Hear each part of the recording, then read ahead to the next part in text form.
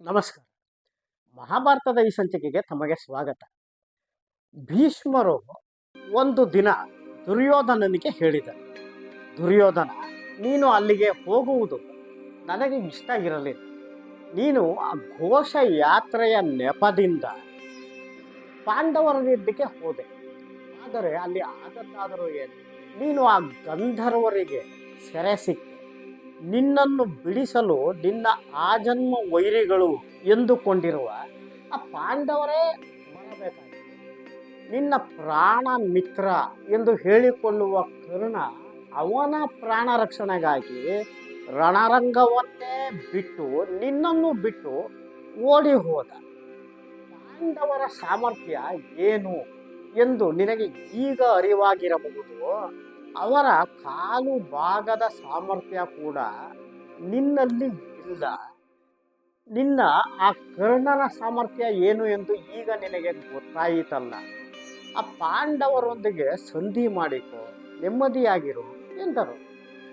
ಆದರೆ ಇದಕ್ಕೆ ಆ ದುರ್ಯೋಧನ ಏನೂ ಉತ್ತರ ಕೊಡಲಿಲ್ಲ. ಅವನು ಒಂದು ರೀತಿಯ ತಾತ್ಸಾರದಿಂದ, ಕುಹಕದಿಂದ ನಕ್ಕು ಹೊರಟ. ಭೀಷ್ಮರು ದುರ್ಯೋಧನ ತಾತನೇ ಅಲ್ಲವೇ? ಅವರಿಗೆ ಬಹಳ ನೋವಾಯಿತು. ದುರ್ಯೋಧನ ಅಲ್ಲಿಂದ ಹೊರಟು ಬಂದವನೇ ಮತ್ತೆ ಈ 4 ಜನ, ದುರ್ಯೋಧನ, ದುಶ್ಯಾಸನ, ಶಕುನಿ, ಕರ್ಣ, ಈ 4 ಜನ ಮಂತ್ರಾಲೋಚನೆ ನಡೆಸಿದರು. ಕರ್ಣ ಹೇಳಿದ, ಆ ಭೀಷ್ಮರು ಯಾವಾಗಲೂ ನಿನ್ನನ್ನು ನಿಂದಿಸುತ್ತಾರೆ, ಅದು ಸಹಜ. ಜೊತೆಗೆ ನಿನ್ನ ಮಿತ್ರ ಎಂದು ನನ್ನನ್ನೂ ಸಹ ನಿಂದಿಸುತ್ತಾರೆ, ಅದು ಸಹಜವಾಗಿಯೇ ಹೋಗಿದೆ. ಅವರು ನನ್ನನ್ನು ನಿಂದಿಸಲಿ, ಪರವಾಗಿಲ್ಲ, ನಾನು ಸಹಿಸಿಕೊಳ್ಳುತ್ತೇನೆ. ಆದರೆ ಅವರು ನಿನ್ನನ್ನು ನಿಂದಿಸುತ್ತಾರಲ್ಲ, ಅದು ನನಗೆ ಸಹಿಸಿಕೊಳ್ಳಲು ಸಾಧ್ಯವೇ ಇಲ್ಲ. ಇವರಿಗೆ ನನ್ನ ಪರಾಕ್ರಮಗಳ ಅರಿವೇ ಇಲ್ಲ. ಪಾಂಡವರನ್ನು ಸದಾ ಹೊಗಳುತ್ತಿರುತ್ತಾರೆ. ನನ್ನ ಶೌರ್ಯ ಪರಾಕ್ರಮದ ಅರಿವು ಇವರಿಗೆ ಆಗಬೇಕಿದೆ. ಪ್ರಿಯ ಮಿತ್ರ ದುರ್ಯೋಧನ, ನಾನು ನಿನಗೆ ವಿಜಯೋತ್ಸವವನ್ನು ಮಾಡಿಕೊಡುತ್ತೇನೆ. ನಿನ್ನ ಚತುರಂಗ ಬಲವನ್ನು ನನಗೆ ಕೊಡು ಎಂದ. ಇದನ್ನು ಕೇಳಿ ದುರ್ಯೋಧನನಿಗೆ ಬಹಳ ಸಂತೋಷವಾಯಿತು. ದುರ್ಯೋಧನ ಹೇಳಿದ, ಕರ್ಣ, ನನ್ನ ಪ್ರಿಯ ಮಿತ್ರ, ನಾನು ನಿನಗೆ ಕೃತಜ್ಞನಾಗಿದ್ದೇನೆ. ನೀನು ಯಾವಾಗಲೂ ನನ್ನ ಪರವಾಗಿಯೇ ಇರುತ್ತೀಯೆ. ನೀನು ವಿಜಯ ಯಾತ್ರೆಗೆ ಯಾವಾಗ ಬೇಕಾದರೂ ಹೊರಡು, ಅದಕ್ಕೆ ಅಗತ್ಯವಾದದ್ದೆಲ್ಲವನ್ನು ನಾನು ಪೂರೈಸಿಕೊಡುತ್ತೇನೆ ಎಂದ ದುರ್ಯೋಧನ. ಕರ್ಣ ತಕ್ಷಣವೇ ಕಾರ್ಯೋನ್ಮುಖನಾದ. ಒಂದು ಶುಭ ಮುಹೂರ್ತವನ್ನು ನೋಡಿಕೊಂಡು ಆ ದಿನ ಈ ದುರ್ಯೋಧನನ ಚತುರಂಗ ಬಲದ ಸಮೇತ ಹೊರಟ. ಮೊದಲು ದ್ರುಪದನ ಮೇಲೆ ಆಕ್ರಮಣ ಮಾಡಿದ. ಆ ದ್ರುಪದನನ್ನು ಪರಾಜಯಗೊಳಿಸಿದ. ಅವನ ಕೆಳಗಿದ್ದ ಆಶ್ರಯ ರಾಜರುಗಳನ್ನೆಲ್ಲ ಗೆದ್ದ. ಅಪಾರ ಪ್ರಮಾಣದ ಕಪ್ಪ ಕಾಣಿಕೆಗಳನ್ನು ವಶಪಡಿಸಿಕೊಂಡ. ಅಲ್ಲಿಂದ ಉತ್ತರ ದಿಕ್ಕಿಗೆ ನಡೆದ. ಅಲ್ಲಿ ಭಗದತ್ತನನ್ನು ಜಯಿಸಿದ. ಹಿಮಾಲಯದ ತಪ್ಪಲಿನಲ್ಲಿದ್ದ ಆ ರಾಜ್ಯಗಳ ಬಳಿಗೆ ಬಂದ. ಆ ರಾಜರುಗಳನ್ನೆಲ್ಲ ಅವನು ಪರಾಜಯಗೊಳಿಸಿದ.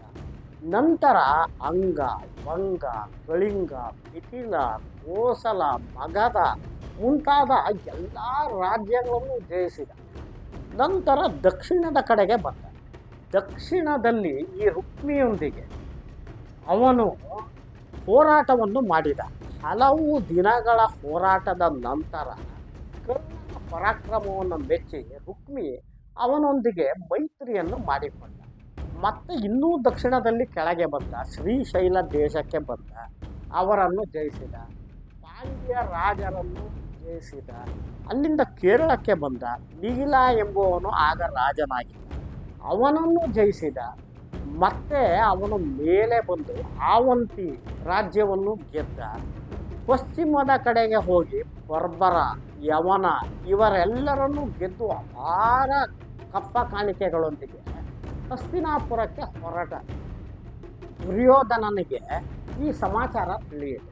ಅವನು ರಾಜ್ಯದ ಹೆಬ್ಬಾಗಿಲಿಗೆ ಸೋದರರೊಂದಿಗೆ ಪರಿವಾರದೊಂದಿಗೆ ಬಂದು ಕರ್ಣನನ್ನು ಆತ್ಮೀಯವಾಗಿ ಸ್ವಾಗತಿಸಿದ. ಮತ್ತು ಹೃದಯ ತುಂಬಿ ಮಾತನಾಡಿದ. ಕರ್ಣ, ನನ್ನ ಗೆಳೆಯ, ಈ ಕೆಲಸವನ್ನು ಭೀಷ್ಮ ದ್ರೋಣರು ಕೂಡ ಮಾಡಿರಲಿಲ್ಲ.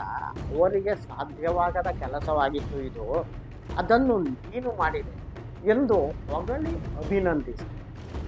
ಅದಾದ ನಂತರ ಒಂದು ದಿನ ಕರ್ಣ ದುರ್ಯೋಧನನಿಗೆ ಹೇಳಿದ, ಪ್ರಿಯ ಮಿತ್ರ, ನೀನು ಏಕೆ ರಾಜಸೂಯಾಗವನ್ನು ಮಾಡಬಾರದು? ಏಕೆಂದರೆ ಈಗ ಎಲ್ಲದಕ್ಕೂ ನೀನು ಚಕ್ರವರ್ತಿಯಾಗಿದ್ದೆ. ನಿನ್ನ ಆಳ್ವಿಕೆ ನಿಷ್ಕಳಂಕವಾಗಿದೆ, ಯಾವ ತೊಂದರೆಯೂ ಇಲ್ಲ ಎಂದ. ದುರ್ಯೋಧನನಿಗೆ ಇದು ತಕ್ಷಣ ಹಿಡಿಸಿತು. ಅವನು ವೃದ್ಧ ಬ್ರಾಹ್ಮಣರನ್ನು ಕರೆಸಿದ, ಸಲಹೆಯನ್ನು ಕೇಳಿದ. ಆಗ ಬ್ರಾಹ್ಮಣರು ಹೇಳಿದರು, ದುರ್ಯೋಧನ ರಾಜ, ನೀನು ಈ ಯಾಗವನ್ನು ಮಾಡುವ ಹಾಗೆ ಇಲ್ಲ.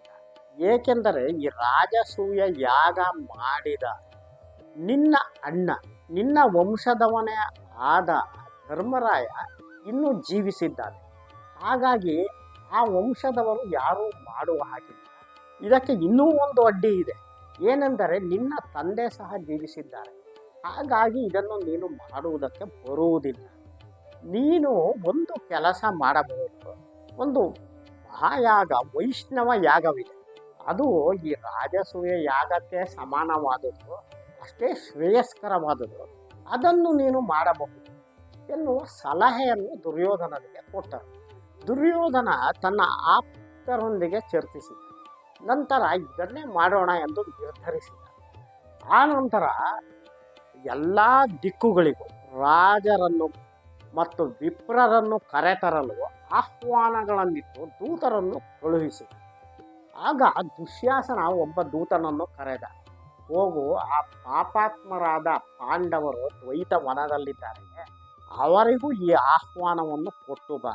ಜೊತೆಗೆ ಆ ಪಾಂಡವರ ಜೊತೆಗೆ ಒಂದಷ್ಟು ಬ್ರಾಹ್ಮಣರು ಇದ್ದಾರೆ, ಅವರನ್ನು ಆಹ್ವಾನಿಸಿ ಬಾ ಎಂದ. ಅದಕ್ಕೆ ಸರಿಯಾಗಿ ದೂತ ಅಲ್ಲಿಗೆ ಹೋದ. ಅವನು ಯುಧಿಷ್ಠಿರನಿಗೆ ಹೇಳಿದ, ಎಲೈ ಪಾಂಡುಪುತ್ರ, ನಮ್ಮ ಮಹಾರಾಜ ದುರ್ಯೋಧನ ಅಪಾರವಾದ ಸಂಪತ್ತನ್ನು ಸಂಗ್ರಹಿಸಿದ್ದಾನೆ. ಆತ ವೈಷ್ಣವ ಯಾಗವನ್ನು ಮಾಡಲು ಸಿದ್ಧತೆಗಳನ್ನು ಮಾಡಿಕೊಳ್ಳುತ್ತಿದ್ದಾರೆ. ಆ ಯಾಗಕ್ಕೆ ಬಹಳಷ್ಟು ಜನ ರಾಜರು, ವಿಪ್ರರು ಬರೋರಿದ್ದಾರೆ. ನೀವು ಬರಬೇಕು ಅಲ್ಲಿಗೆ ಎಂದು ನಮ್ಮ ರಾಜರ ಅಪೇಕ್ಷೆಯಾಗಿದೆ ಎಂದ.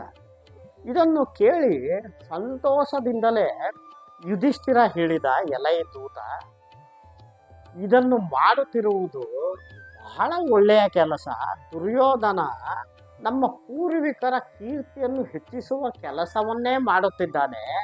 ನಾವು ಬಹಳ ಸಂತೋಷದಿಂದಲೇ ಅಲ್ಲಿಗೆ ಬರುತ್ತಿದ್ದೆವು. ಆದರೆ ನಾವು 13 ವರ್ಷ ನಮ್ಮ ಪ್ರತಿಜ್ಞೆಯ ಪ್ರಕಾರ ನಾವು ಹಸ್ತಿನಾಪುರವನ್ನು ಪ್ರವೇಶಿಸುವಂತೆ ಇಲ್ಲ ಎಂದ. ಇದನ್ನು ಕೇಳಿ ಭೀಮನಿಗೆ ಅಸಹನೆ ಉಂಟಾಯಿತು. ಅವನಿಗೆ ಈ ಮಾತಿನ ದಾಟಿ ಅದು ಹಿಡಿಸಲಿಲ್ಲ. ಭೀಮ ಕೋಪದಿಂದ ಗರ್ಜಿಸುತ್ತ ಆ ದೂತನಿಗೆ ಹೇಳಿದ, ಎಲೈ ದೂತ, ನಾವು ಖಂಡಿತ ಬರುತ್ತೇವೆ, ಆದರೆ ಈಗಲ್ಲ. ಮುಂದೆ ರಣಯಜ್ಞ ನಡೆಯುತ್ತದೆ ಶಸ್ತ್ರಾಸ್ತ್ರಗಳೊಂದಿಗೆ. ಆ ರಣಯಜ್ಞದಲ್ಲಿ ಆ ನಿಮ್ಮ ರಾಜ ದುರ್ಯೋಧನನನ್ನೇ ನಾವು ಆಹುತಿಯನ್ನಾಗಿ ಕೊಡುತ್ತೇವೆ.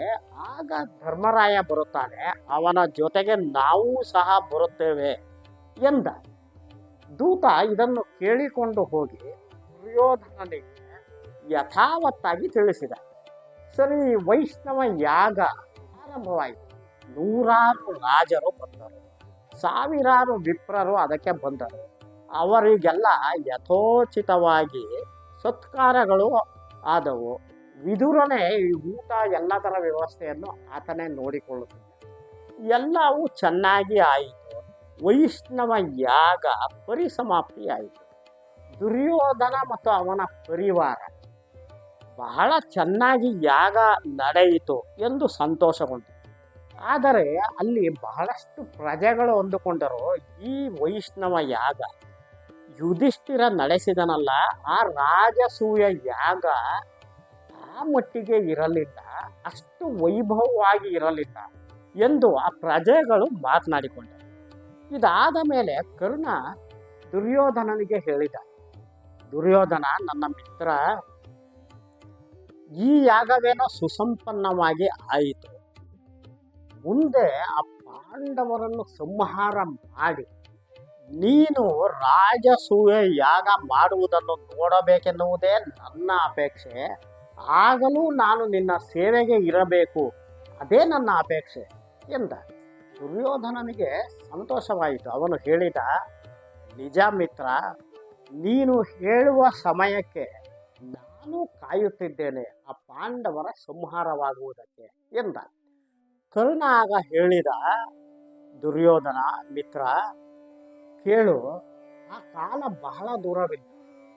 ನಾನು ಪ್ರತಿಜ್ಞೆ ಮಾಡುತ್ತಿದ್ದೇನೆ, ಕೇಳು. ಆ ಪಾಂಡವರಲ್ಲೇ ಅತ್ಯುತ್ತಮ ವೀರ ಎಂದು ಎನಿಸಿಕೊಂಡಿರುವ ಆ ಅರ್ಜುನನ ಸಂಹಾರವನ್ನು ನಾನೇ ಮಾಡುತ್ತೇನೆ. ಅಲ್ಲಿಯವರೆಗೆ ನಾನು ನನ್ನ ಕಾಲುಗಳನ್ನು ಯಾರಿಂದಲೂ ತೊಳೆಸಿಕೊಳ್ಳುವುದಿಲ್ಲ. ನಾನು ಮಾಂಸಾಹಾರ ಸೇವಿಸುವುದಿಲ್ಲ, ಸುರಾಪಾನ ಮಾಡುವುದಿಲ್ಲ, ಮತ್ತು ಯಾರೇ ಬರಲಿ ಏನೇ ಕೇಳಲಿ ಅದನ್ನು ನಾನು ಇಲ್ಲ ಎಂದು ಹೇಳುವುದಿಲ್ಲ ಎಂದ ಕರ್ಣ. ಇವನ ಪ್ರತಿಜ್ಞೆಯನ್ನು ಕೇಳಿ ಅಲ್ಲಿದ್ದ ಕೌರವ ಸಹೋದರರೆಲ್ಲರೂ ಭಲೆ ಭಲೆ ಎಂದು ಕರ್ಣನಿಗೆ ಕೊಂಡಾಡಿದರು. ಈ ವಿಷಯ ಈ ಗುಪ್ತಾಚಾರರ ಮೂಲಕ ಯುಧಿಷ್ಠಿರನಿಗೆ ತಿಳಿಯಿತು. ಅವನಿಗೆ ಮನಸ್ಸಿನಲ್ಲಿ ಸ್ವಲ್ಪ ಅಶಾಂತಿಯಾಯಿತು. ಏಕೆಂದರೆ ಅವನಿಗೆ ಕರ್ಣ ಮಹಾವೀರ ಎನ್ನುವುದು ಗೊತ್ತಿತ್ತು. ಅದರ ಜೊತೆಗೆ ಅವನ ಅಭೇದ್ಯವಾದ ಕವಚವಿದೆ ಎನ್ನುವುದು ಸಹ ಅವನಿಗೆ ಅರಿವಿತ್ತು. ಇದರಿಂದ ಅವನ ಮನಸ್ಸಿನಲ್ಲಿ ಸಮಾಧಾನ ಆಗಲಿಲ್ಲ. ಒಂದು ದಿನ ಬೆಳಗ್ಗೆ ಯುಧಿಷ್ಠಿರನ ಕನಸಿನಲ್ಲಿ ಅಂದರೆ ಆ ದ್ವೈತವನದ ವನ್ಯ ಮೃಗಗಳೆಲ್ಲ ಬಂದು ಕೇಳಿಕೊಂಡಂತೆ ಆಯಿತು, ಧರ್ಮರಾಯ, ನೀವು ಇಲ್ಲಿರುವುದರಿಂದ ನಿಮ್ಮ ಬೇಟೆಯಿಂದ ನಮ್ಮ ಕುಲಗಳೆಲ್ಲ ನಿರ್ನಾಮವಾಗಿ ಹೋಗುತ್ತಿದೆ, ದಯವಿಟ್ಟು ನಮ್ಮನ್ನು ಕಾಪಾಡು ಎಂದಂತಾಯಿತು. ಅದಾದ ನಂತರ ಧರ್ಮರಾಯ, ಈಗ ಸದ್ಯಕ್ಕೆ ದ್ವೈತವನ ಬೇಡ, ಇದನ್ನು ಬಿಡುವುದೇ ಒಳ್ಳೆಯದು ಎಂದುಕೊಂಡು ಉಳಿದ ಪಾಂಡವರು, ದ್ರೌಪದಿ ಮತ್ತು ಅಲ್ಲಿದ್ದ ಎಲ್ಲ ಬ್ರಾಹ್ಮಣರೊಂದಿಗೆ ಮತ್ತೆ ಕಾಮ್ಯಕವನಕ್ಕೆ ತೆರಳಿದ. ಇಲ್ಲಿಗೆ 11 ವರ್ಷ ವನವಾಸ ಪಾಂಡವರು ಪೂರ್ತಿ ಮಾಡಿದಂತೆ ಆಗಿತ್ತು. ಆದರೆ ಆ ಧರ್ಮರಾಯನಿಗೆ ಇದೇ ಬರುತ್ತಿರಲಿಲ್ಲ. ಧರ್ಮರಾಯನ ಯಾವಾಗಲೂ ಅಸಮಾಧಾನದಿಂದ ಇರುತ್ತಿದ್ದ, ಆದರೆ ತೋರಿಸಿಕೊಳ್ಳುತ್ತಿರಲಿಲ್ಲ. ಅವನಲ್ಲಿ ಯಾವಾಗಲೂ ಒಂದು ಕೊರಗಿತ್ತು.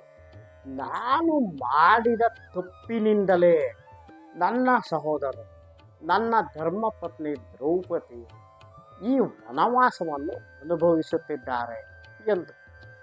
ಇದು ಅವನ ಸೋದರರಿಗೂ ತಿಳಿಯಿತು. ಅವನ ಸೋದರರಿಗೆಲ್ಲ ಈ ದುರ್ಯೋಧನ ಮತ್ತು ಅವನ ಸಹೋದರರ ಮೇಲೆ ಆಕ್ರೋಶ, ಕೋಪ ತುಂಬಿ ತುಳುಕುತ್ತಿತ್ತು. ಆದರೆ ಯುಧಿಷ್ಠಿರನ ಮುಖವನ್ನು ನೋಡಿಕೊಂಡು ಆ ಸಹೋದರರು ಸಹನೆಯಿಂದ ಇದ್ದರು. ಮುಂದಿನ ಸಂಚಿಕೆಯಲ್ಲಿ ಸಿಗೋಣ. ನಮಸ್ಕಾರ.